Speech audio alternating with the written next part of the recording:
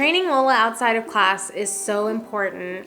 That's where she really retains what we've learned in class. And in class, it's great, and we get the basics and how, like, the best way to teach them how to do something. But this is where she really gets her best learning and where we can really measure her growth. The first time we went to the district, she had such a hard time. She was so distracted. She wanted to sniff everything. The commands were like out the window.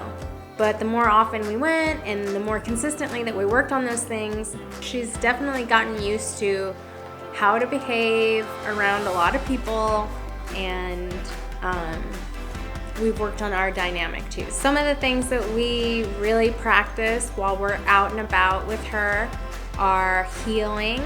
That's a huge thing. She has to be able to stay with us walking, but at the same time, if we need her to heel, say in a practical situation, we're in a hospital and they're pushing carts or beds around, we have to be out of the way.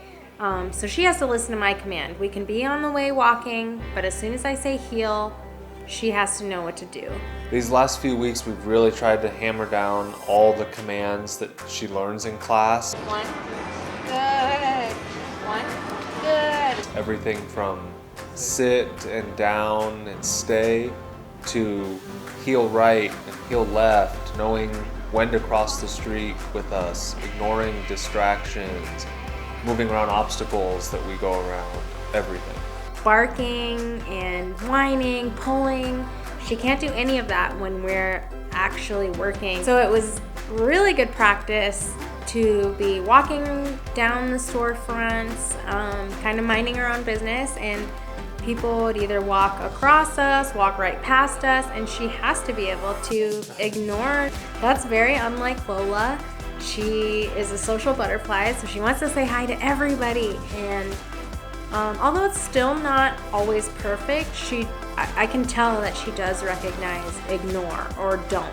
Those are the two commands that we use. She did look a little overwhelmed, but that's another reason why we take them out to these public spaces, so they can be used to being around a crowd of strangers and really hone in on my commands and know that I'm there for her and that I'm going to protect her.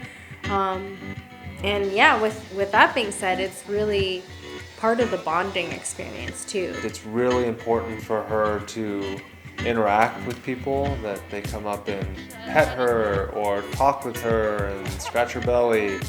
She really needs to get comfortable with people interaction, because as a therapy dog, that is her one purpose. When we take her to a school, a hospital, a veterans center, people are going to want to love on her just to relieve some stress and things. So the more interactions we can get with people while we're out, the more she's going to learn to accept that and know that it's okay to have that. People are sometimes hesitant to come up and pet her and talk with us, and so sometimes we find ourselves sitting on a bench and waiting for someone to come up and pet her.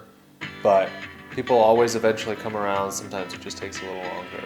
I'm so proud of how far Lola has come with interacting with people. She used to get so overly excited with wagging her tail, jumping on people, maybe even barking, but she's really learned to calm herself and safely interact with people and take treats nicely. She's done so good. So we're so proud of her, and she's doing an awesome job.